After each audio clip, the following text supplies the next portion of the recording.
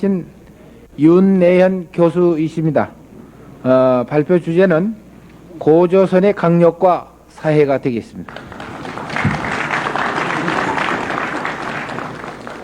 방금 소개받은 당국대학교 윤내현입니다. 제가 오늘 발표하려고 하는 그 내용, 고조선의 강역과 사회, 이런 문제에 대해서는 제가 여러 군데서 발표도 했고 또 논문으로도 이미 발표를 했고 또 이외에 다른 그 한국 고대사, 고조선으로부터 한사군에 이르기까지의 문제들을 다룬 그 논문들을 모아서 한국 고대사 실론이라고 해서 일지사에서 이미 출판을 했습니다.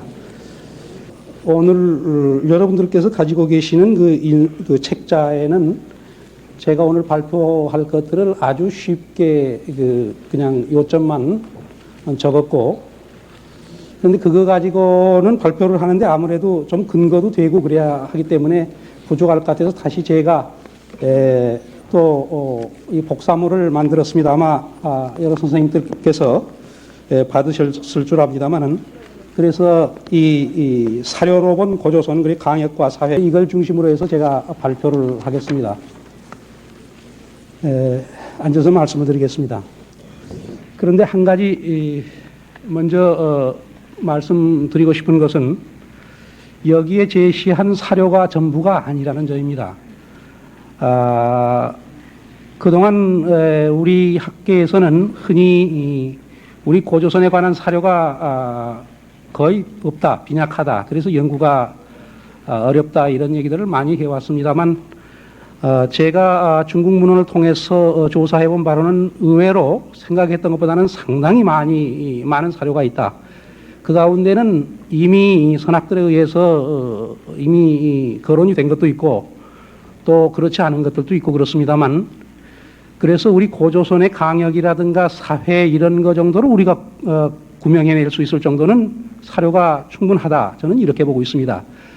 그런데 그것들을 오늘 다 열거를 하면서 제가 얘기를 하자면은 시간이 너무 부족하고 그래서 지금 여기에 그 가운데서 아주 오늘 말씀을 드리는데 기초가 되는 것들만 여기에 뽑은 겁니다. 그러니까 이게 전부가 아니라는 거. 그 다음에 제가 말씀드리고 있는 그것을 뒷받침할 수 있는 사료는 이보다 훨씬 풍부하다고 하는 거. 그거는 제 한국 고대사 실론에 충분히 들어 있습니다. 그러니까 그 이상 깊은 내용을 아시고 싶으시거나 그 근거 자료를 아시고 싶으면은 그 책을 읽어보시면 되겠습니다. 저 발표 본론으로 들어가기 전에 분명히 하고 넘어가야 할 것은, 우리가 할 때 또 어떤 학문에 있어서 논쟁을 할 때 어떤 기준이 있어야 합니다. 그것이 어떤 성격의 것인가, 무엇이 문제인가. 왜 제가 이런 말씀을 드리냐 하면은 그런 기준 없이 논쟁이 일어나기 때문에 아주 애매하게 그 초점이 흐려지고 그런 경우가 있습니다. 역사에는 두 가지의 큰 측면이 있습니다. 하나는 사건 자체, 사실 자체이고, 다른 하나는 해석입니다. 다시 쉽게 말씀드리면 1919년 3월 1일에 3.1운동이 일어났다 하는 것은 사실 자체입니다. 이거는 사관에 의해서 변경될 수가 없고 사상에 의해서도 바꿔질 수가 없습니다. 이거는 누구도 움직일 수 없는 사실입니다. 그 다음에 그 3.1운동의 주체를 뭐로 보느냐, 또 그 목적이 뭐냐, 어떤 성과를 얻었느냐는 사관에 의해서 달라질 수가 있습니다. 이건 해석 부분입니다. 왜 제가 이 말씀을 드리냐 하면, 지금 우리 고대사에서 논쟁이 되어 있는 부분은 해석 부분이 아니라 사실 자체입니다. 따라서 이것은 사관이나 사상에 의해서 달리 해석될 수가 없다는 점입니다. 문제는 지금까지 우리가 여러 가지 이론을 가지고 있는 것은, 다른 견해를 가지고 있는 것은 그 사실 자체가 확인이 제대로 안 됐기 때문에 일어나는 것이지, 그것이 무슨 사관이나 사상에 의해서 달리 얘기될 수가 없다. 그러니까 이런 문제를 얘기할 때는 지금 우리 고대사에서 무슨 고조선의 강역이 어디까지냐, 그건 사상, 사관하고 상관없이 그대로 우리가 확인을 해야 하는 겁니다. 또 이따 제가 말씀드리겠습니다만, 준이라고 하는 왕이 고조선의 왕으로 되어 있습니다만 그게 고조선 왕이냐 아니냐, 이런 문제도 무슨 사상이나 사관에 의해서 그 혈통이 바뀔 수가 없는 겁니다. 그러니까 지금까지 지금의 우리 고대사 논쟁은 사실 자체다. 그러니까 사관에 의해서 달라질 수 있는 해석 부분이 아니기 때문에 제대로 확인된다면 사상이 어떻건 사관이 어떻건 일치돼야 하는 겁니다. 그러나 문제는 그게 잘 안 됐기 때문에 일치가 되지 않는다. 그러니까 이런 문제를 논할 때 우리가 뭐 국수주의다, 지나친 민족주의다, 뭐 이런 사상 문제라든가 사관의 문제를 거론하는 것은 그것은 잘못된 거다 하는 겁니다. 그런 얘기는 있어서는 안 되는 거고 사료에 의해서 사실 자체가 제대로 확인됐느냐 안 되느냐만 논하면 되는 거다. 저는 이 점을 먼저 분명히 하고 싶습니다. 그 다음에 우리가 사료를 사용하는 데 있어서 뭐 잘 아시겠습니다만 역사학의 기초입니다만 당시의 사료, 그 사건을 그 사실을 우리가 확인하려고 할 때 그 당시의 기록이 가장 중요한 거죠. 그 다음에 그것이 없을 때는 시대가 그거로부터 가까운 시대에 사료로서의 가치를 더 지니는 거다. 그러니까 이 점을 우선 우리가 분명히 해야겠습니다. 그러니까 이것이 분명히 되지 않으면 후대의 기록을 가지고 먼저의 기록을 뒤집어 엎으려고 한다거나 이러면 곤란하거든요. 그리고 여러 개의 기록이 있을 때는 많은 기록 가운데 다수가 일치되는 게 그것이 가장 우리가 선택할 그런 것이다. 이런 점은 우리가 먼저 분명히 해야겠습니다. 그리고 또 한 가지 우리가 고대사를 할 때 흔히 고대사는 상당히 상상력을 그래도 상당히 필요로 하는 것이고 상상력이 어느 정도 허용이 된다. 추리가 어느 정도 허용이 된다. 이러기 때문에 상당히 상상력을 동원하는 경우가 있는데 그것도 분명한 사료에 근거를 해야지 사료를 고쳐가면서까지는 할 수는 없다. 우리 고대사에서 연구를 하는 분들을 보면 가끔 가다가 사료의 내용을 고쳐요. 그건 후대에 자기가 가지고 있는 어떤 그 관념, 어떤 그 자기가 어떤 상상을, 어떤 걸 정해놓고 거기에 따라서 사료를 고칩니다. 이런 건 있을 수 없다 하는 겁니다. 사료에 따라서 우리가 복원을 하는 것이 원칙이다 하는 겁니다. 그러니까 사료에 뭐 문자를 고치다든가, 가령 방향이 뭐 달랐으니까 문자를 고쳐야겠다. 뭐 이런 거, 이거는 저는 원칙적으로, 그건 바람직한 게 아니다. 물론 그럴 만한 근거, 다른 사료들이 그것과 달리 나왔을 때에, 그럴 때는 그런 게 뭐 하겠지만 그런 근거가 확실치 않을 때는 사료는 바꾸지 않고 사료 자체 그대로 인정하면서 들어가는 게 일단 원칙이 아닌가. 그래서 이런 원칙은 우리가 지켜줘야겠다 하는 점을 말씀을 드리겠습니다. 우선 우리가 그 고조선의 강역이 어딘가 이런 거에 대해서 매우 지금까지 애매하게 생각해 왔습니다. 지금 현행 국사체계는 대개 평양을 중심으로 해서 얘기가 되고 있습니다만은 그것이 국경이 어디냐, 과연 그 시대에 국경이 있었겠느냐. 물론 지금 같은 국경은 없었을는지 모르지만 대체적인 그 지배 영역이라고 하는 게 있기 마련이겠고, 또 그 바깥 지역에 다른 정치 세력이 있다면 그 정치 세력과의 어떤 경계선이 있는 것은 전 분명하다고 생각합니다. 그러니까 국경이 고대 사회에도 있게 되는 겁니다. 특히 우리가 고조선을 생각할 때에 우리가 중국하고 인접해 있는 중국하고 비교해서 생각을 해야 하는데, 고조선이 있는 기간이 언제까지냐 하면 한나라 초까지입니다. 한나라 초까지면 중국에서는 하은주, 물론 요순시대는 전설시대로 친다고 하더라도 하은주, 춘추, 전국, 그리고 진나라가 통일을 하고 다시 또 한제국이 건립이 되고 그 초기까지 고조선이 존재하는 겁니다. 그렇다면 중국이 말이죠. 우선 춘추 전국 시대, 우리 뭐 흔히 알지만 춘추 전국 시대에는 우리가 굉장히 가까이 느끼는 그런 시대 아닙니까, 중국에? 근데 그 시대보다도 훨씬 후에까지 고조선이 존재합니다. 중국이 통일돼서 대제국을 이룬 진나라 때 그리고 한나라 때까지 존재하는데, 그런 세력과 국경을 접하고 고조선이 있었다면, 그게 접해 있었다면 어떤 경계가 없었다고는 볼 수가 없거든요. 중국의 경우를 한번 봐야 합니다. 우리 것만 가지고 생각할 게 아니라.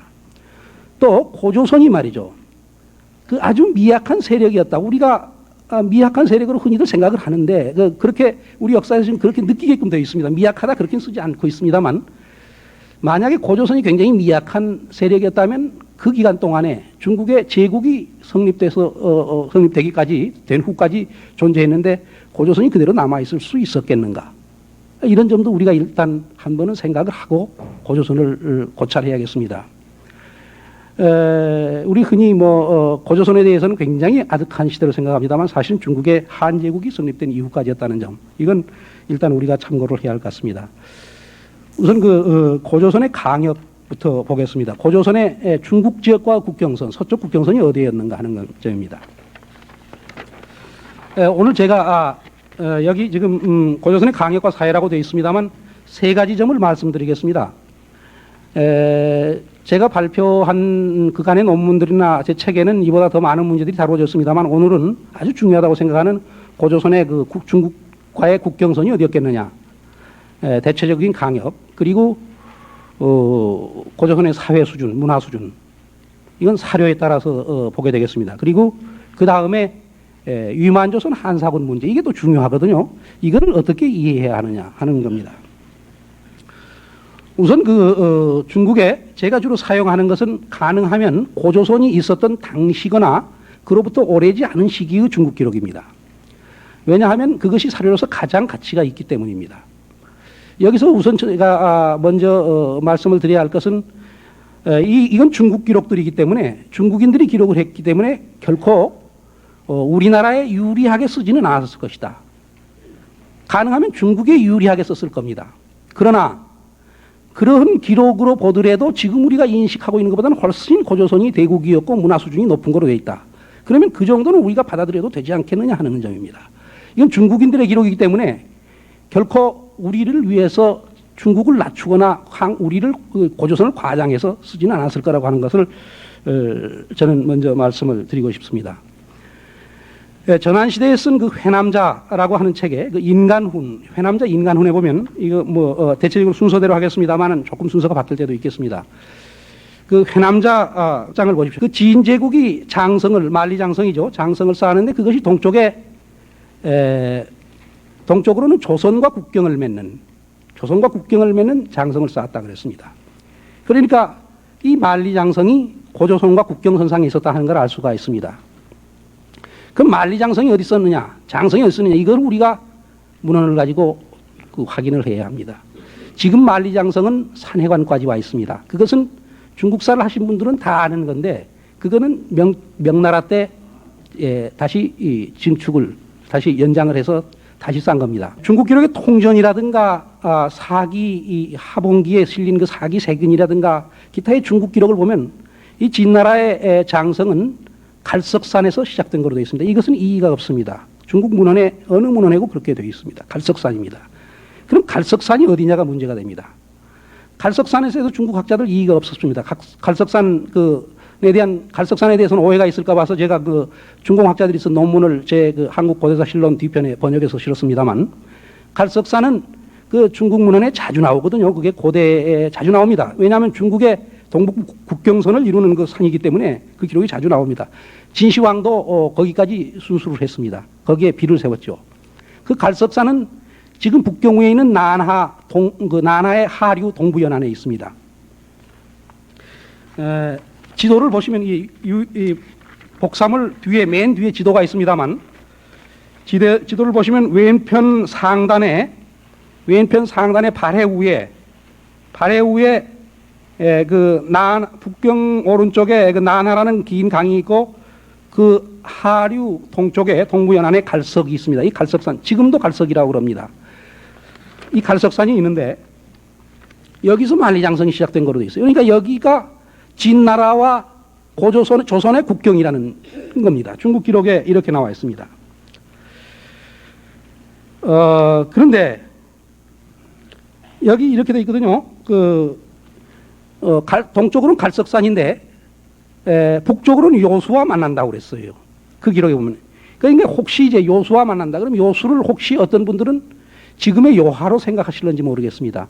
그러나 고대의 요수는 지금의 난하였습니다. 왜 지금의 난하라는 걸 알 수가 있느냐 하면 지금의 요하는 이따 제가 말씀드리겠습니다만 한대에 그 명칭이 옮겨왔습니다. 왜 옮겨오게 됐는가는 이따 말씀을 드리겠습니다. 이 난하가 요수였는데 이것은 사기 진시황 봉기에 보면은 시황제가 죽고 이세 황제가 갈석산에를 또 다녀온 일이 있습니다. 그것을 사마천이 뭐라고 적고 있냐면 요동에 다녀왔다. 그렇게 쓰고 있습니다. 그러니까 갈석산이 있는 지역이 요동입니다.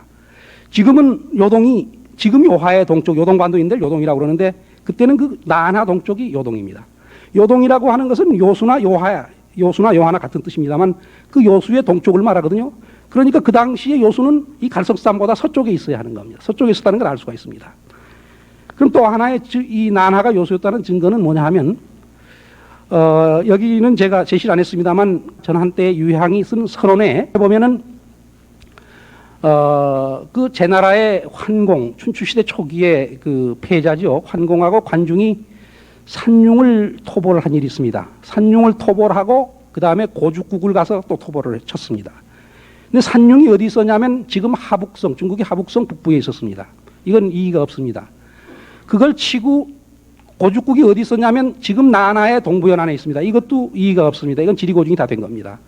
그러니까 그거를 치러 가는데 고죽국에 거의 도달해가지고 요수를 건넜다 그렇게 되어 있습니다. 그럼 그 요수가 어디 있었느냐? 고죽국을 건너기 전에 있었으니까 고죽국이 지금의 나나 동부연안에 있었으니까 그 강이 난하였다는 걸 알 수가 있습니다. 이러한 몇 가지 기록에서 과거에 난하가 요수였다는 것이 확인이 됩니다. 그러니까 진제국의 진나라와 고조선의 국경선이 국경선에 있던 만리장성이 바로 그 갈석산에서 시작을 해서 요수로 이어졌다 하는 걸 알 수가 있습니다. 그러면 그보다 조금 더 시대가 올라간 진이 통일을 하기 전에 전국시대의 연나라와 국경은 어디였겠느냐. 그건 조선하고 국경이라는 표현은 안 씁니다만은 이것도 전한시대에 쓴 염철론 험고편에 보면은 그 전국시대 연나라의 동북부 국경이 갈석과 요수로 이루어졌다고 되어 있어요. 요수와 갈석으로 이루어졌다. 그러니까 아까 제가 말씀드렸듯이 당시에 요수는 난하였고 역시 여기도 갈석이 나옵니다. 갈석산이. 그 연나라 전국시대 연나라의 동북부 국경도 같은 곳입니다. 그럼 그 동쪽에는 고조선이죠. 고조선과 연나라와 접경해 있었다고 하는 것은 뭐 이건 상식이니까요.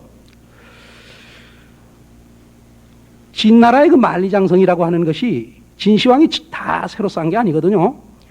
전국시대에 그 북부 지방에 있던 그 여러 나라들이 그 이민족의 침략을 막기 위해서 쌓았던 성들을 보수하고 연결시켜서 만든 게 만리장성입니다. 그러니까 연나라의 결국 장성이 만리장성의 일부를 형성하게 되는 거고 같은 지역에 있게 되는 거죠. 그러니까 이 국경선이 같다고 하는 것은 이것은 아주 매우 타당한 겁니다.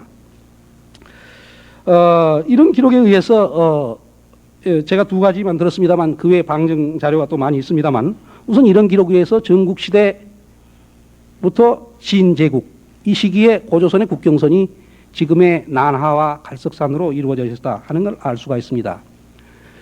우리나라 기록에도 자세히 보면 삼국사기, 삼국유사, 제왕운기는 전부 그 위만조선 한사군 고조선의 위치를 그 한반도 그 중심부를 한반도로 보지 않고 있습니다. 전부 한반도 밖 만주 지역으로 보고 있습니다. 이것은 제가 시간 관계로 일일이 설명 안 하겠습니다만 자세히 읽어보시면 그렇게 되어 있습니다. 우선 분명한 거 하나만 말씀을 드리겠습니다. 제왕운기에 보면 조선의 중심지가 요동이었다고 되어 있습니다. 그러니까 이건 한반도가 아닙니다. 요동은 고대나 지금이나 요동이란 개념 속에 한반도가 포함되지 않습니다. 그러니까 고조선의 중심부는 요동이었다. 그렇다면 그 요동이 고대의 요동이냐 지금의 요동이냐인데 이 고대의 요동을 말하고 있는 거로 봐야 하는 겁니다. 그렇다면 이 제왕운기의 기록이 중국의 기록들하고 맞다 하는 겁니다. 맞아떨어지는 겁니다. 그 다음에 더욱 중요한 것이 제가 첫 페이지 맨 밑에 그 복사물에 지도가 있습니다. 이 지도는 좀 늦게 그려진 겁니다만 이것도 늦다고 해도 우리나라 사서하고 비교하면 늦은 게 아닙니다.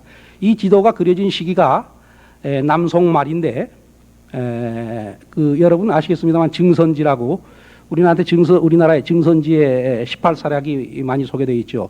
근데 이 사람이 18사략 말고 19사략 통고라는 책을 썼습니다. 이 책은 희귀한 책입니다. 아주 희귀한 책인데 별로 일반에게 알려지지 않습니다. 이 19사략 통고에 중국사를 이 사람이 썼습니다만 그 이해하기 쉽게 하기 위해서 그 첫 장에 한 장으로 주변의 지리까지 그려놓았습니다. 그래 이 지도입니다. 이게 우리나라로 하면 삼국유사가 쓰여진 시기하고 같은 시기입니다. 그러니까 우리나라 삼국사기 제왕운기가 우리나라 사서로서는 가장 오래된 거니까 이것도 우리나라 사서에다 비교한다면 늦은 게 아닙니다. 중국 기록에 비교하면 중국 기록 중에서는 늦은 거지만 근데 여기 보면은 그 지도를 보십시오. 그 지도를 보시면 아시겠습니다만 조선이 오른쪽 맨 위에 있습니다. 그리고 밑에 움푹 들어가 있는 게 발해죠. 발해만이죠. 그리고 오른쪽에 압록수가 있습니다. 이게 압록수 바퀴라는 것이 분명해집니다. 압록강 바퀴죠. 그리고 이 요수라고 있는데 이게 지리로 봤을 때 지금 요하가 아닙니다. 이 형태로 보면 아시겠지만 지금 요하는 여기에 있습니다. 이겁니다. 이거. 근데 방향이 이렇게 돼 있잖아요. 이게 난하거든요, 이게 지금. 그 지도에 보시면 요수라고 써 있는데 방향이 이거하고 일치하죠. 이렇게 돼 있고. 그러니까 이 지도도, 그리고 장성이 그려져 있고 그 밖에 요동이 있고 요학, 그리고 조선이 있고 그렇습니다. 이거로 봐도 이 기록이 바로 조선이 발해 위에 있었다. 조선이. 이것이 이 중국 기록들하고 아주 일치하는 겁니다. 그러니까 이 문헌의 기록을 가지고 우리가 고증을 할 때는 혹시 지리 고증을 잘못할 수도 있습니다. 그러나 이 지도하고 맞았다. 지도는 이건 움직일 수 없는 거거든요. 이러한 근거들, 이런 거로 봤을 때 고조선의 중심부는 대충 지금의 요령성 지역이었고 그 서부의 경계는 난하와 갈석산으로 이루어져 있지 않았겠느냐 이렇게 볼 수가 있습니다. 물론 여기서 그것이 초기부터 그 고조선이 그 멸망하기까지 계속해서 그게 국경선이었느냐 이렇게는 말할 수 없겠습니다. 그건 기록에 나타난 시기죠. 그러니까 이게 물론 국경선의 변화가 있을 수 있죠. 그러나 중국 기록이 나타난 건 적어도 여기 이렇게 지금 나타나 있으니까 이 시기, 이 국경선은 일단은 우리가 인정을 하고 고조선에 대한 걸 연구도 해야겠고 얘기가 돼야겠다는 겁니다. 그 다음에 이제 한반도에서 국경선이 어디였느냐. 여기는 많은 문제점이 있습니다. 왜냐하면 사실 한반도에서 고조선의 국경선을 정확하게 기록한 게 없습니다. 중국 지역에서도 중국 사람들도 이쪽은 자기네들과 관계가 없는 지역이니까 정확하게 기록한 게 없어요. 그러나 어렴풋하게 우리가 추측할 수 있는 게 그 후한서에 보면은 그런 기록이 있거든요. 후한서 동이열전 예전에 보면은 그 및 옥저 고구려가 모두 옛 조선의 땅이었다. 그런 기록이 나옵니다. 그 후한서니까 후한시대의 기록이니까 후한시대에 그러면 고구려 영토가 어디였으며 얘가 어디 있었겠느냐. 옥저는 좀 북쪽에 있으니까. 후한시대의 그 삼국사기 이 태조대왕, 고구려 봉기 태조대왕 조를 보면은 후한시대 국경선은 대충 청천강까지였던 것 같습니다. 고구려의 국경선이. 그리고 그 동쪽에 대충 그 예가 있었습니다. 이런 걸 종합해 보면 대충 고조선의 어느 시기에 후한시대 어느 시기에 대충 청천강 유역으로부터 그 대동강 상류 지역 이 지역으로 연결되는 선으로 대충 국경선을 그 남부 지역하고 대충 국경선을 가지고 있지 않았겠는가. 그것이 물론 이것도 변화가 있었다고 봐야겠습니다. 그러나 여기는 이제 여기는 또 좀 문제가 있는 게 그렇다고 해서 남부 그러면 한반도 지역하고 전혀 다른 정치 세력의 적대 관계냐? 그건 그렇지 않은 것 같습니다. 왜 그러냐 하면 이게 이제 여기가 연구가 돼야 할 부분입니다만 뒤에 고조선이 멸망한 후에 고구려가 말이죠. 중국 지역을 칠 때 마한하고 연합군을 형성합니다. 태조대왕이. 그래가지고 치거든요. 그러니까 이것은 분명히 연합군을 형성할 정도면 이건 가까운 세력입니다. 이건. 그러니까 정치 세력권으로는 어느 시기에 이렇게 좀 선을 긋고 있었다고 하더라도 어느 부분에서는 같이 동맹을 하는 그런 관계에 있었다. 이렇게 볼 수가 있겠습니다. 그리고 이것이 이제 고고학적으로 조금 이걸 밑받침해 주는 게 뭐냐면 그 명도전의 출토 상황인데요. 뭐 아까 이제 토기 문제도 거론이 되고 그랬습니다만 우선 그 명도전 쉽게 확인될 수 있는 게 명도전인데 명도전이 지금 청천강으로부터 대동강 상류 이 지역을 경계로 해서 그 북쪽 만주 지역에서 쭉 출토됩니다. 그런데 이것을 흔히 명도전이 그 중국의 전국시대 연나라의 화폐거든요. 그러니까 연나라의 화폐니까 중국의 세력이 거기까지 들어온 거 아닌가 이렇게 보는 분들이 있는데 저는 그렇게 보지 않습니다. 왜냐하면 아까 말씀드렸듯이 전국시대가 끝나고 망하고 연나라가 망하고 중국이 통일돼서 진제국이 형성된 이후에도 난하까지 갈석산까지가 국경이었거든요. 그러니까 고조선이 그때까지 밀리지 않은 거죠. 그런데 이 화폐는 그보다 앞선 전국시대 연나라 화폐이기 때문에 중국 세력이 들어온 것을 말해주는 게 아닙니다. 이거는 고조선이 중국 지역과 교역을 했음을 알게 해주는 거죠. 국경선 문제는 끝내고 그다음에 고조선의 사회 수준, 그러니까 문화와 사회 수준을 간단히 보겠습니다. 지금까지는 그 고조선에 관한 사료가 부족하다고 해서 아주 그 국사 개설서나 교과서에서 아주 그 간략하게 취급을 했기 때문에 우리는 그것을 아까 말씀드렸습니다만 굉장히 그 낮은 사회, 낮은 문화 단계로 흔히 생각을 하거든요. 그런데 우리가 모른다는 거하고 사회 수준이나 문화 수준이 낮다는 거하고는 동일한 의미는 아니죠. 굉장히 높은 수준이었을 수도 있지만은 모를 수도 있는 겁니다. 그건 모른다는 거하고 전혀 별개인데 우리가 마치 잘 모르는 것을 미개한 거하고 동일시하는 그런 경향이 있는데 그건 전혀 다른 거라고 저는 생각을 합니다. 우리가 사료가 없어서 충분히 파악을 못한 것이지 그것이 결코 그것이 사회 수준이나 문화 수준이 낮은 거하고 동일시될 수는 없다 하는 겁니다. 그런데 적어도 최근에 중공 고고학계에서 발굴한 거를 보면 아까도 청동기 문제 얘기할 때도 나왔고 고고학 분야에서 나왔습니다만은 그 요령성 지역의 청동기가 아까 방사성 탄소 측정 연대에서 기원전 2000년 지금으로부터 4000년 전이라고 나왔습니다. 그런데 방사성 탄소 측정 연대보다는 그 수정 연대라는 게 약간 실제 연대는 올라갑니다. 그것보다 약간 몇백 년 올라갑니다. 그 수정 연대라는 게 있습니다. 그래서 실제는 기원전 2300~400년이 됩니다. 그러면 기원전 2300~400년이 청동기 시대가 요령성에서 시작이 지금까지 발굴 결과로는 그때 시작이 되는데 이 연대는 중국의 황하유역하고 비교했을 때 어떠냐 하면 황하유역은 물론 앞으로 올라갈는지 모르겠습니다만 지금 현재 단계로는 기원전 2000년 전후로 보고 있습니다. 그러니까 요령성 지역이 지금 현재 단계로는 청동기 문화가 약간 빨리 시작합니다. 몇백 년 빨리 시작합니다. 그러나 우리가 지금 몇백 년 앞섰으니까 반드시 앞선다 이렇게 속단할 수는 없습니다. 고고학이라고 하는 건 앞으로 발굴되면 또 연대가 올라가는 게 나올 수도 있는데 그러나 지금까지 적어도 우리가 분명하게 말할 수 있는 것은 요령성 지역이 황하유역보다 청동기 문화 시작이 늦지는 않다 하는 건 분명하게 말씀드릴 수가 있습니다. 이것이 기원전 4, 5세기 오면 철기 문화가 되는데 철기가 일반화됩니다. 어느 정도 일반화되느냐 하면 연화보 유적을 하나를 예로 들겠습니다만 거기에서 많은 농구가 출토가 됐습니다. 그런데 그 농구 가운데 90% 이상이 90%가 철기였습니다. 그렇다면 철기가 상당히 일반화됐다는 얘기입니다. 그럼 철기가 보급되기 시작한 것은 그보다 훨씬 올려잡아야 하는 겁니다. 이 정도 이게 그러면 고조선의 후기 사회입니다. 이게 철기가 나온 게. 그래서 또 어떤 분들은 그 위만이 그 한나라 때 망명 올 때 한 시대에 망명을 오는 거하고 철기하고 연결시키는 분들도 있는데 그건 전혀 연결이 안 됩니다. 왜냐하면 위만이 기원전 195년에 망명을 오는데 철기는 그보다 훨씬 앞서서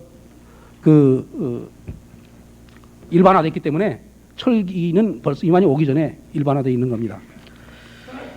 그 다음에 그러니까 이런 거로 봐도 그러면 청동기 시대는 그런데 청동기 시대가 중요한 게 되게 청동기 시대의 고대 국가가 되게 일반적으로 다른 지역에 세계 어느 지역에서나 출현을 합니다. 그러니까 이게 굉장히 중요합니다. 우리가 문헌상으로 그 사회 단계가 어느 거냐 하는 것은 이제 조금 문헌에는 기록이 중국이 뭐 고조선 초기부터 기록을 해놓은 건 아니니까 중국문에 나타난 건 약간 후대에 이제 나오는데 그러나 이 초기부터 청동기 시대라고 하는 건 매우 중요한 의미를 갖는다. 이것이 또 우리가 흔히 알고 있는 그 당군이 개국을 했다고 하는 기원전 2333년 이거하고 연대가 일치한다.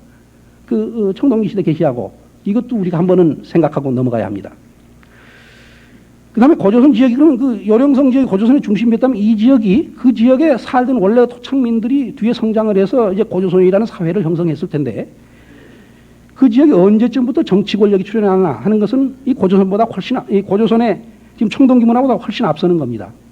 그 지역에서는 기원전 3,500년 전부터 3,500년부터 3,000년 사이, 그러니까 지금으로부터 5,500년부터 5,000년 사이에 이미 아까도 언급이 됐습니다만 그 묘에서 부장품이 아주 현저한 소수묘에서 아주 그 부장품이 많이 나오고 이게 신석기대 초기에는 다 비슷합니다. 그건 뭘 의미하느냐면 빈부의 차이가 별로 없었다는 얘기입니다. 그런데 이게 부장품이 현저한 차이가 나오고 또 사당터라든가 여신 신문에도 한번 보도된 일이 있습니다만 사당터라든가 여신상이라든가 뭐 이런 게 나옵니다. 이건 뭐냐면 종교적인 권위자가 출현한 겁니다. 이건 계층분화입니다. 이런 게 일어나는 겁니다. 계층분화, 빈부의 차이, 또 성터가 나옵니다. 불악을 둘러싼 큰 성터가 나오는데 그 동팔가 유적이라고 거기에서는 큰 돌로 쌓은 큰 성터가 나오고 그 안에 수십 채의 집이 있고 맨 중앙에 있는 집이 사방 40m였습니다. 집터가. 그렇다면 이런 성터는 전쟁용의 성터고 물론 그 안에 큰 집은 추장격이 되는 사람이 살았을 거라고 봅니다. 이게 기원전 3,500년 전부터 3,000년 전 사이입니다. 그러니까 벌써 이 시기에 지금으로부터 5,500년 전부터 5,000년 사이에 이 지역에서는 빈부의 계층분화, 사회 계층분화 그리고 정치 권력이 출현한다. 이것이 성장을 해서 뒤에 왕권으로 성장을 하는 거거든요. 그러면 고조선이 시작됐다고 하는 시기, 소위 거기에서 청동기 문화가 나타나는 시기는 그로부터 벌써 1000년이 지난 후다 그런 얘기입니다. 그러면 그 사회가 어느 정도 계층 분화가 심해졌을 것이며 정치 권력이 강해졌을 것인가 하는 것을 우리가 한번 상상을 해봐야 합니다. 그 다음에 이제 문헌 기록으로 넘어가 보면은, 시경 한역편이 이게 저는 고조선의 사료라고 생각을 합니다. 그런데 이거는 제가 이걸 고증을 하는 건 제 책에 실려 있는데 이걸 시간 관계상 그 고증은 생략하겠습니다. 이건 분명합니다. 이 고조선의 통치자가 중국 서주왕실, 서주의 선왕 때 서주왕실을 방문했을 때 그 칭송한 노래입니다. 이 기록에 의하면은 고조선이 그 많은 나라와 부족들을 거느리고 있는 것으로 되어 있습니다. 그러니까 제후국을 거느리고 있는 겁니다. 봉건제 국가를 생각하면 되겠습니다. 그런 걸로 표현되어 있고, 이게 지금으로부터 3000여 년 전의 기록입니다. 시경 한역편. 그 다음에 거기에 보면 토지가 정리되어 있고 세금을 거두어 드린다. 뭐 그런 규절이 있습니다. 그러니까 토지 제도가 어떤 것인지는 모르지만 토지 제도도 있었다. 그 다음에 세금도 거둬 드린다. 그런 내용을 알 수가 있습니다. 이걸 또 맹자 고자편에 보면 백규라고 하는 전국시대의 상인이 아주 거부지요. 맹자를 찾아가서 내가 지금 자기가 땅이 많죠. 그 토지세를 받는데 수학의 20분의 1쯤 받으려고 그럽니다. 어떻겠습니까? 하고 물으니까 맹자가 그것은 맥나라의 방법이요. 맥의 방법이다. 그렇게 대답을 합니다. 맥이 뭐냐면 예맥, 예족, 맥족. 이게 고조선을 구성했던 한 부족입니다. 이때는 전국시대니까 고조선이 있었던 때입니다. 그렇다면 고조선의 그 맥족이 살고 있는 지역을 얘기하고 있는 거죠. 맥족이 뒤에 예맥이, 뒤에는 한반도 이쪽에서 나옵니다만 사실은 이때는 나나 유역에 살았습니다. 이따 제가 말씀을 드리겠습니다. 그러니까 맹자는 가장 중국 쪽에서 가까운 쪽에 살고 있는 고조선의 부족을 예를 들어서 설명한 겁니다. 그렇다면 맹자의 얘기가 과연 정확한지, 수학의 20분의 1을 받아들였는지 그거는 우리가 또 고증을 해봐야겠지만 적어도 그에 가까운 어떤 징세제도가 있었다. 이런 걸 알 수가 있습니다. 그 다음에 또 관자의 규도, 경중갑 편에 보면, 이 두 편에 보면은 제나라의 황공, 춘추 초기에 아까 얘기했습니다만 패자죠. 하고 관중, 그 당시에 상으로 있던 관중하고 두 사람이 나오는 대화가 있습니다. 거기에 보면 조선의 특산물이 호랑이 가죽과 털옷이다. 뭐냐면 이런 내용이거든요. 환공이 지금 뭐 외국의 사신들이 잘 오지 않고 그러는데 이게 혹시 우리의 정치가 잘못돼서 그런 게 아니냐. 그러니까 관중이 그런 게 아니고 외국의 사신들이 가져오는 그 특산품을 비싸게 사주면 될 겁니다 하면서 말하자면 조선의 특산물은 호랑이 가죽과 털옷이다 이런 얘기가 나오는데 벌써 이미 춘추 초기에 이 사람들이 춘추 초기에 살았던 사람들이니까 춘추 초기에 고조선 지역과 이미 이런 교역이 있었다. 중국 문헌의 기록 대화에 나올 정도의 교역이 이루어지고 있었다. 그 다음에 이것이 전국시대에 오면 한층 활발해졌다. 그래서 아까 제가 말씀드린 명도전, 그런 명도전이 그렇게 다량으로 출토가 된다. 이렇게 해석을 해야 하지 않겠는가. 이런 말하자면 수준, 이런 사회 수준, 이렇게 국제교역을 하고 주왕실을 방문을 하고 이런 사회 수준을 우리가 낮게 평가해야겠느냐 하는 겁니다. 그 다음에 이제 또 우리가 생각해야 할 게 진계. 아까도 잠깐 얘기가 나왔습니다만 연나라의 진계가 흔히 고조선을 침략을 해서 서방 이천리의 땅을 뺏었다. 그래서 우리 국사에서는 그 땅을 뺏긴 사실만 기록하고 있습니다. 그러나 그 다음 구절을 봐야 합니다. 그 다음에 조선의 서방 이천리를 뺏고 국경을 만번한으로 했다 그랬습니다.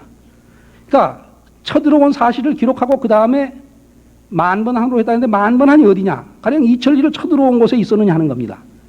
만번한은 고증을 해보면 지금 나나 유역에 있었습니다. 이것은 중국 사서에 이건 제가 하겠습니다만 예를 들면 만번한은 만현하고 번한현을 얘기하는 겁니다. 이게 한서 지리지에는 문현하고 번한현으로 나와 있는데 이 번한현에 한수가 있습니다. 한수라는 강이 있는 거로 돼 있어요. 그 한서 지리지 보면. 그런데 거기에 보면 후한 시대의 인물인 응소가 주석하기를 그 한수는 지금 나나 유역에 있다고 그랬습니다. 나나의 한 지리다 그랬습니다. 그러니까 이 만번한이 나나 유역에 있었어요. 그러니까 징계가 쳐들어왔다가 다시 그 지역으로 되돌아갔다는 얘기입니다. 옛날 국경으로. 그러면 이거 하나 가지고 그렇게 볼 수 있느냐? 우리 중국사를 봐야 하는데 당시에 연나라가 어땠냐 하면 연나라가 징계가 고조선을 쳐들어올 때는 아주 강했습니다. 그러니까 쳐들어올 능력이 있었습니다. 그때 제나라도 쳐들어가고 그랬는데 그로부터 5년이 지나가지고 연나라는 멸망할 위기에 들어갑니다. 그래가지고 다른 지역에 쳐들어갔던 군대를 전부 철수합니다. 연나라가 지금 멸망할 위기에까지 가요. 근데 징계만 고조선을 쳐들어와서 있을 수 있었겠느냐 하는 걸 생각을 해야 합니다. 또 저는 이것만 가지고 얘기하는 게 아닙니다.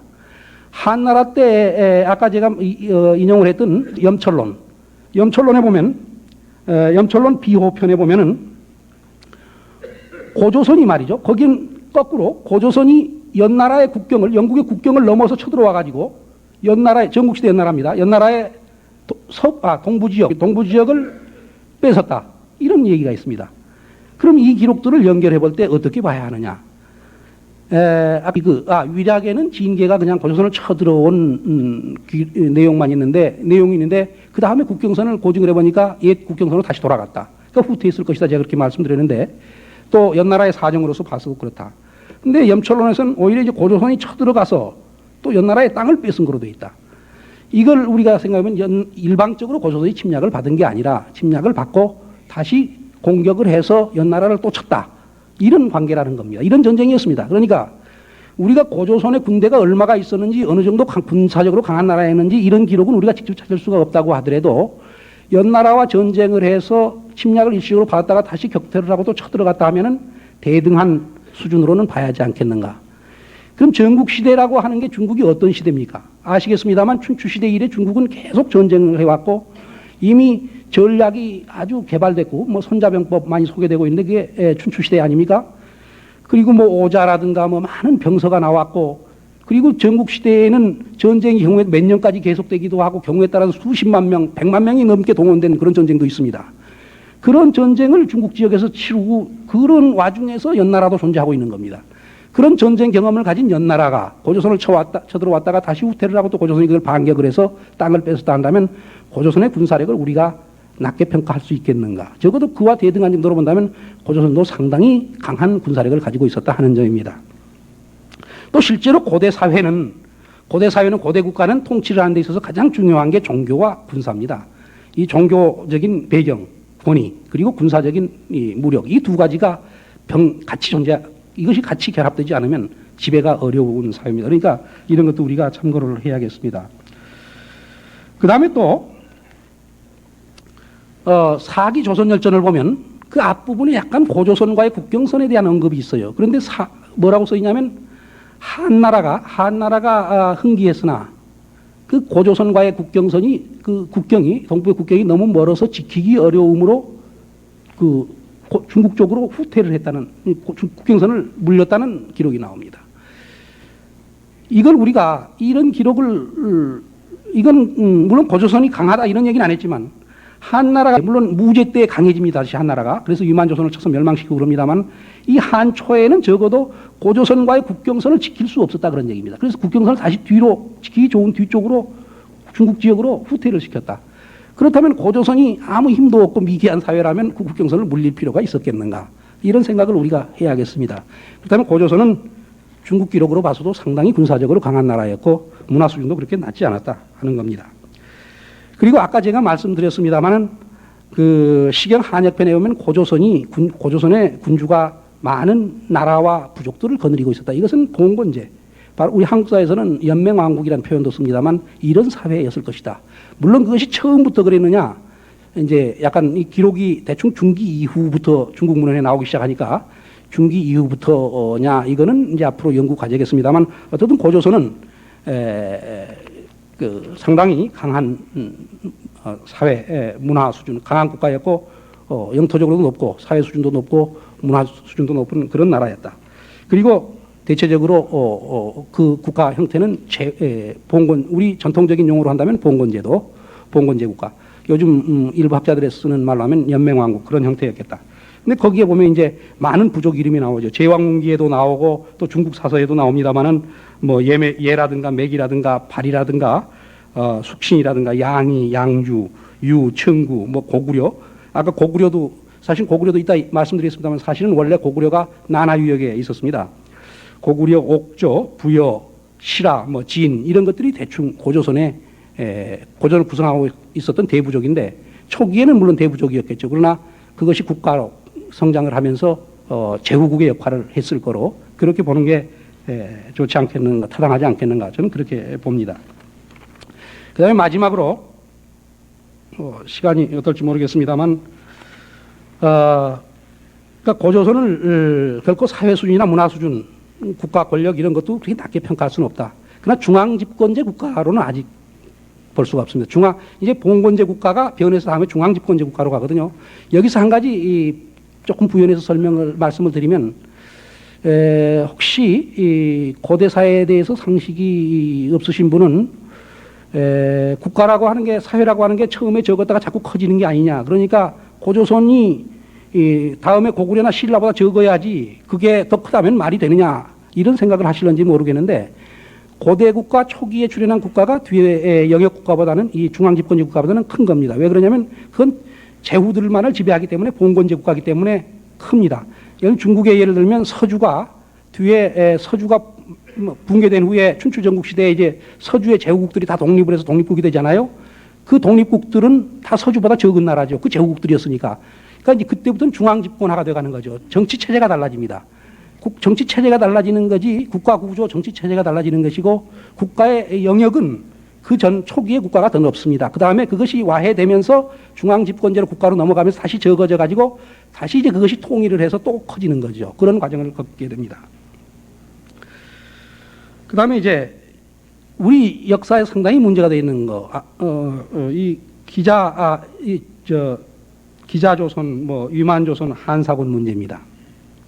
여기는 아주 중요합니다. 지금 많은 분들이 고조선의 영토만 흔히 생각을 하시는데, 사실 영토보다도 이 부분이 더 중요합니다. 지금 우리 국사 체계에는 고조선이 있고, 그 다음에 위만조선이 있고, 한사군이 있습니다. 아까 청가루 선생님 말씀하셨습니다만, 조선시대에는 과거에는 고조선이 있고, 기자조선이 있고, 위만조선이 있고, 한사군이 있고, 그렇게 되는데, 지금 우리 역사 체계는 기자조선이 빠져 있습니다. 근데 여기서 중요한 것은 지금 준왕, 결론부터 말씀드리면, 저는 위만조선과 한사군은 우리나라 역사가 아닙니다. 주류가 아닙니다. 우리 역사에서 문제가 되어 있는 게 왜 이게 끼어들었느냐 하면, 조선시대부터 시작이 됩니다만, 조선시대의 기자조선을 당군조선 다음에 놨습니다. 제가 말씀드린 지금까지 말씀드린 고조선이라고 하는 것은 당군조선만을 말씀드립니다. 이걸 지금 밝혀야 하는데요. 당군조선만을 말씀드리는 거고, 기자니 위만이니 이건 제가 포함 안 시킨 용어입니다. 그러니까 학자에 따라 용어 좀 개념이 다르니까 제가 그걸 밝히겠습니다. 조선시대 기자를 당군조선, 고조선 다음에다 놨거든요. 고조선이 망하고 기자조선이 생긴다. 그 다음에 이제 기자조선의 마지막 왕인 준왕으로부터 위만이 정권을 뺏은다. 그러니까 기자조선이 망하죠. 그리고 위만조선이 생긴다. 위만조선이 한무제에 의해서 멸망되고 거기에 한나라에 4개의 군이 생긴다. 낭랑, 임둔, 진번, 현도라고 하는 4개의 군이 설치는데 한사군이 생긴다. 그러니까 이런 체계였거든요. 그런데 이제 광복 후에 우리 역사 체계를 하면서 기자를 빼버렸단 말이에요. 기자조선을 빼면서 기자조선의 마지막 왕으로 되어 있던 준왕은 고조선에다 지금 붙여놨거든요. 그래가지고 그것만 빠지고 그 밑에 부분은 그냥 붙어 있어요. 그런데 우선 그 조선시대부터 잘못이 된 겁니다.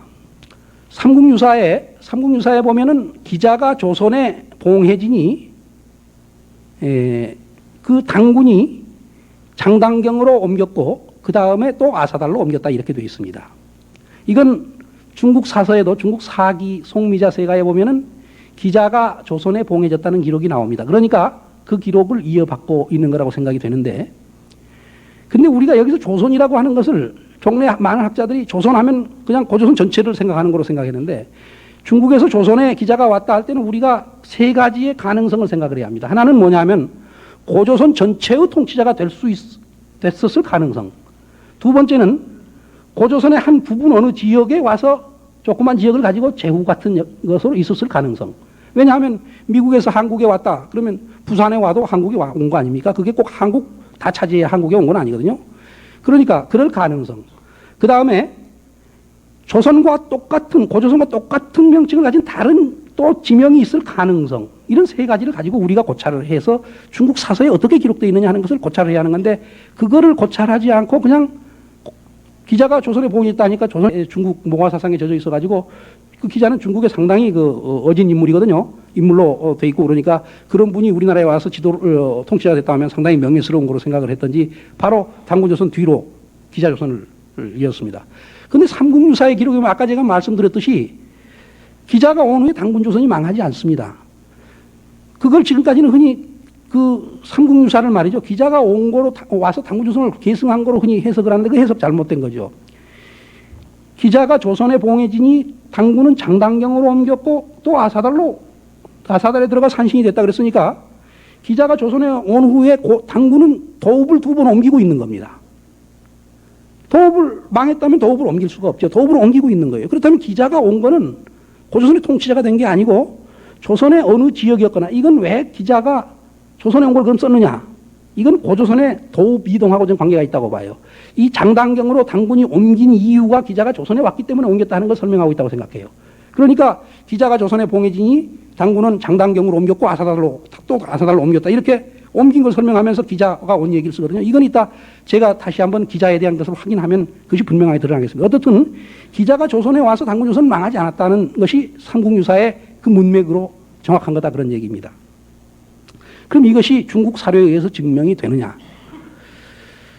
그런데 아까 기자를 집어넣었기 때문에 이제 기자조선을 집어넣었기 때문에 기자조선의 마지막 왕이었던 지금 우리나라 국사에는 준왕이 고조선 속에 들어있는데 마지막 왕인 것처럼 돼 있고 그 준왕한테 위만이 정권을 뺏은 거로 돼 있는데 그래서 위만조선이 성립이 되는데 고조선의 왕이든 뭐든 한국계통이라는 기록은 없습니다. 그렇다면 우리가 그런 사료를 무시하고 준왕을 우리 역사에다 집어넣어야 하겠느냐? 기자가 만약에 우리나라 고조선의 왕이 기자조선이 없었다면 준왕도 거기로 따라가야 한다 그런 의미예요. 그 후손이니까. 그럼 만약 기자조선이 들어온다면 그게 들어와 있어야죠. 그러나 기자조선이 나간다면 준왕도 따라 나가야 한다 그런 얘기입니다. 그건 같은 혈통이니까요. 또 그게 따라 나가면 위만조선도 따라 나가야 하는 겁니다. 또 한상군도 따라 나가야죠. 이건 같이 묶여 있는 사건입니다. 기자조선이 들어오면 이게 다 들어와야 해요.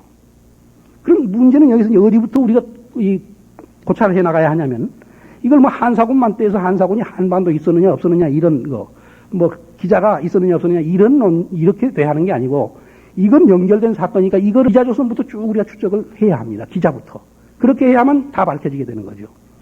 그럼 기자가 조선에 갔다. 사마천은 그냥 조선에 갔다. 그렇게 썼는데 보다도 구체적인 기록이 없느냐? 있습니다. 그게 뭐냐 하면 한서지리지하고 진서지리지입니다. 한서지리지 낙랑군조, 진서지리지 낙랑군조. 여기 조선현이 나옵니다. 낙랑군 안에 조선현이 있었습니다. 낙랑군에 한사군 때 낙랑군에 25개의 현이 있었는데 그 가운데 하나가 조선현입니다. 그 밑에 보면 기자가 봉해졌던 곳이다 그렇게 써 있습니다. 그러니까 기자가 봉해진 곳이 낙랑군의 조선현이라는 얘기입니다. 낙랑군의 조선현. 그러니까 무슨 말이냐면 기자는 낙랑군이 생기기 전의 사람인데 후에 낙랑군의 조선현이 된 그곳이 과거에 기자 일족이 봉해졌던 곳이다. 와서 살던 곳이다. 그런 얘기입니다.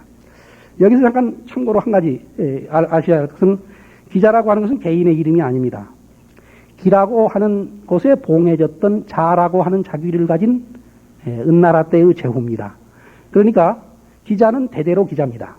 1세도 기자, 2세도 기자, 세습됩니다. 그 자귀가. 예를 들면 노나라에 봉해진 제후는 노의 자귀가 공이니까 노공이라고 그럽니다.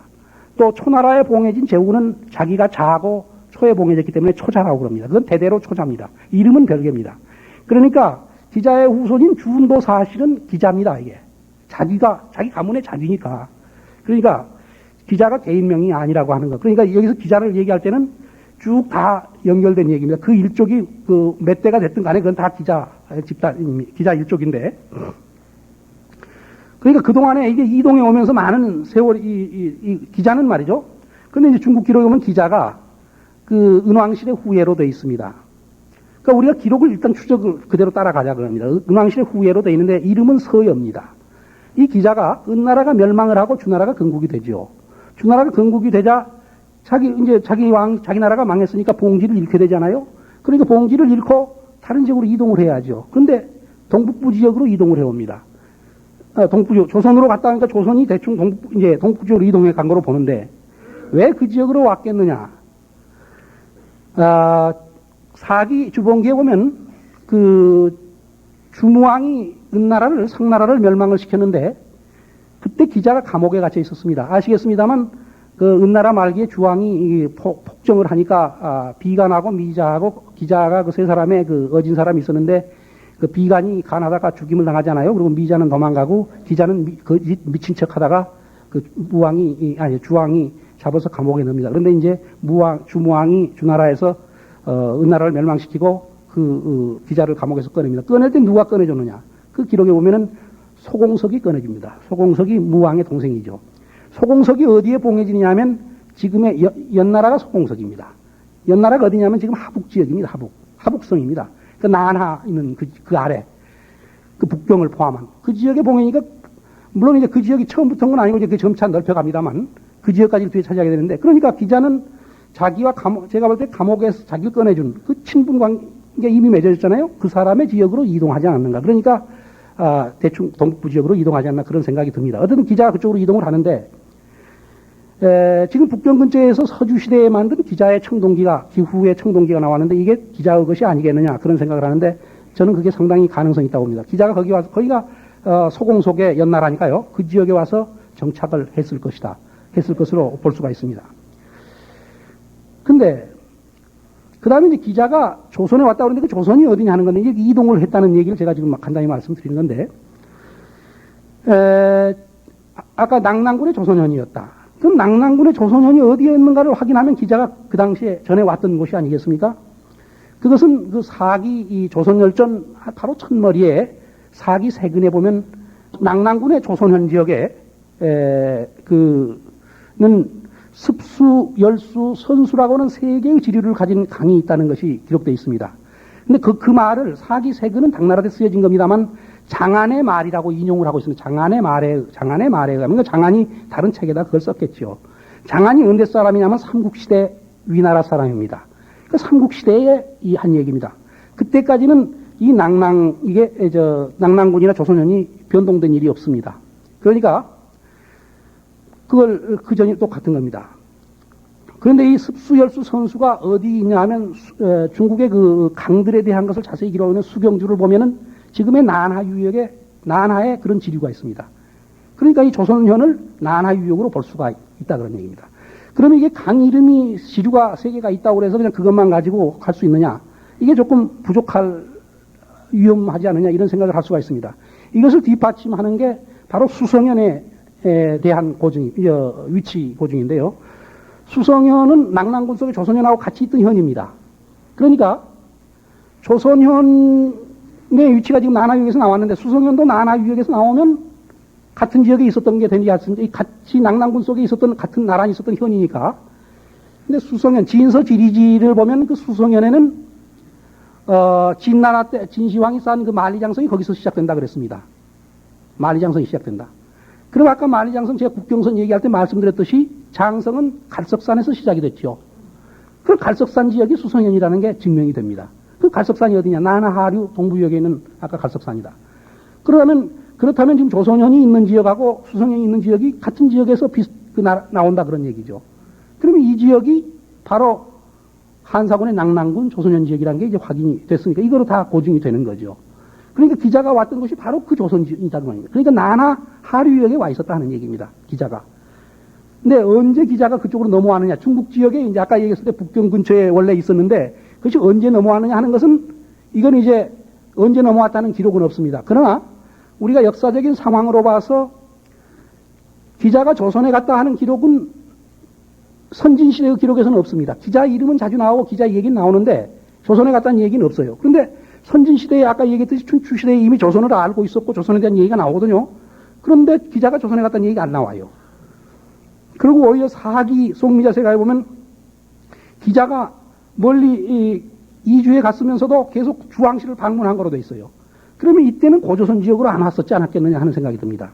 그럼 언제였겠는가? 한대의 기록부터 기자가 조선에 갔다는 기록이 나와요. 그렇다면 이 기록을 두 개를 분리해 놓고 봤을 때 대충 한대하고 선진시대하고 중간에 이동했을 거 아닌가. 그럼 그때 역사적인 상황이 언제쯤이 되겠느냐. 대충 진나라가 중국을 통일했을 때. 그전에는 통일하기 전에는 제후국들이 있었고 그러니까 그 사이에 뭐 이렇게 공지도 있고 그러니까 끼어 있을 수가 있지만 이제 진나라가 중국을 통일하는 중앙집권적인 영토국가가 돼서 그런 게 존재할 수가 없습니다. 그러니까 그때쯤 넘어가지 않았을까 저는 이렇게 봅니다. 그러나 그건 연구를 앞으로 해야겠습니다. 어떤 이때쯤 기자 일족이 넘어왔겠다. 이때 넘어왔다면 그때는 연대가 어떻게 보면 준왕 때입니다. 준 때입니다. 준. 하여튼 이렇게 넘어왔지 않았겠느냐.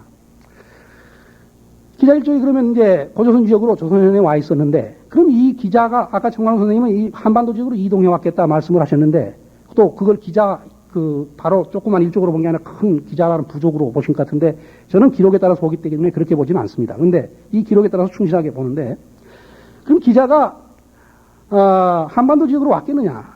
이걸 우리가 다음에 위만 조선이 어디 있었느냐 하는 걸 보면은 기자가 이동해 왔겠는가 안 왔겠는가를 알 수가 있습니다. 왜냐하면 위만 기자 주운으로부터 위만이 정권을 뺏어서 위만 조선이 건국이 됐으니까 그 위치를 보면 그게 알 수가 있죠. 그 위만 조선이 어디 있었느냐? 위만 조선이 한반도에 있었다고 고증한 거 저 본 일이 없습니다, 아직까지. 위만 조선 우리가 분명히 알아야 할 것은, 제가 이렇게 주장하는 것을 비판만 할 게 아니라 기존의 설이 뒷받침할 만한 근거가 있으면 그걸 제시를 해야 하는 건데, 그쪽은 안 하고 이것만 비판하면 그건 말이 안 됩니다. 그건 근거가 있어야 하는, 근거가 더 있어야만 그게 성립이 되는 겁니다. 근데 위만조선이 한반도에 있었다는 그걸 고증한 논문 아직 전 본 일이 없어요. 근데 위만조선이 어디 있었느냐 하는 겁니다. 위만조선의 위치는 4기 조선열전에 아주 정확하게 되어 있습니다. 4기 조선열전은 위만조선의 위치만은 우리가 그걸 믿어야 합니다. 왜 그러냐 하면, 위만조선이 멸망될 때의 내용을 기록한 건데, 그 당시에 4기를 쓴 사마천은 한나라의 태사령이라는 역사를 관장하는 최고직에 있었습니다. 그러니까 그 사람은 직접 당시에 사건을 기록하고 있는 거예요. 그렇다면 그 위만조선 멸망에 관한 기록은 상당히 신빙성이 있는, 물론 중국에 유리하게 썼을는지는 모르겠습니다만 그 위치나 이런 것은 정확하게 썼다고 봐야 합니다. 그 당시의 기록입니다. 그런데 이때 사마천이 한 40이 넘어서 퇴사령이 되어 있었습니다. 근데 그 기록에 보면은 한나라가 말이죠. 한무제의 군대가 육군과 수군, 해군 두 갈래의 길로 위만조선을 공격을 합니다. 근데 해군이 어디서 출발을 하냐면, 그 기록에 보면 제에서 출발해서 제에서 출발을 해서 발해로 항해를 해서 위만조선에 도착합니다. 그 다음에 육군은 어디서 어디로 가냐면 요동에 출격을 해서 우거왕을 쳤다 그래서, 우거왕이 위만조선의 마지막 왕입니다. 그 위만의 손자인데. 그럼 여기서 요동의 위치를 확인해내면 그게 위만조선의 위치지요. 그럼 아까 제가 말씀드렸듯이 고대의 요동은 난하의 동부연안이었습니다. 아까 사마천이 이걸 쓴 바로 사마천이 진 2세 황제가 갈석산에 다녀온 것을 보고, 그게 요동이죠. 당시의 요동입니다. 그러니까 이 요동이, 순체가 간 요동이 거기다. 위만조선이 거기라고 요동이었다는 걸 알 수가 있죠. 나나 동부연안. 그 다음에 그 해군을 거느린, 양복이 거느린 해군이 제에서 제가 어디냐면 산동성입니다. 그건 중국에서 변화가 없습니다. 고대나 지금이나 그 제나라가 있었는지 지금도 제라고 그럽니다. 그 산동성에서 출발해서 발해로 향하는데, 발해가 산동성 북쪽에 있지 않습니까? 그럼 그쪽을 북쪽으로 향해 가면 지금 바로 갈석산에 있는 발해 위에 요동 난하 동부연안이 됩니다. 그러면 그 발해가 혹시 변할 수 있지 않느냐, 위치가, 이런 생각을 할 수가 있습니다. 그러나 당시의 상황을 전하는 전국책에 이런 기록이 나옵니다. 제나라의 북쪽에 발해가 있다. 그럼 제나라의 북쪽에 발해, 지금하고 위치가 하나도 안 바뀌었습니다. 그때의 기록입니다. 그러면 그게 맞는 거, 지금이나 발해는 마찬가지다. 그렇다면 위만조선이 어디 있었냐면 바로 지금 그 나나 동부연안에 있었다. 그러면 기자가 거기서 준이 망한 겁니다. 또 삼국유사에도 이렇게 기록되어 있습니다. 이련이, 위만한테 정권을 뺏긴 준이 바다 건너 먼 곳에서 도망을 해왔는데, 그 도착한 곳이 평양 지역인 것쯤으로 되어 있습니다. 그래서 거기서 바다 건너가 어디쯤이겠는가? 발해 북쪽쯤 상정해 볼 수 있습니다. 이런 기록이 다 일치하고 있습니다. 그렇다면 바로 기자 준이 정권을 뺏긴 곳이 바로 나나 동부연안이었다. 그러니까 이렇게 하면 그 고조선의 서쪽 변경이죠. 그 다음에 그 지역에 바로 위만조선이 멸망되고 한사군이 설치됐다. 아까 제가 한사군의 낙랑군과 수성현이 거기 있었다 그랬으니까, 한사군의 낙랑군이 거기 그 위치에 있었으면 다른 군들도 거기 있었는데, 대충 저는 한사군을 여기 시간이 이제 없어서 자세히 말씀 못 드리겠습니다만, 지금의 이제 한사군이 어디까지 설치되냐면 지금의 여화까지로 설치되는 겁니다. 그래서 여화라고 하는 것은 중국의 고대의 동북부 국경을 이루던 강에 대한 중국인들이 부르던 명칭인데, 그게 과거에 고조선이 나나까지 차지할 때는 거기가 국경이니까 그걸 요수라고 그랬습니다. 요하. 이렇게 보면은 기자 주운으로부터 해서 위만조선 한사군이 고조선의 뒤를 이은 게 아니고 고조선은 그대로 존재한 겁니다. 그리고 고조선의 변경에, 서쪽 변경에 중국과 국경지대의 땅을 약간 고조선 땅을 침략해서 차지해가지고 거기에서 벌어진 사건이었다. 그러니까 고조선의 역사는 계속됩니다. 끊긴 게 아니에요.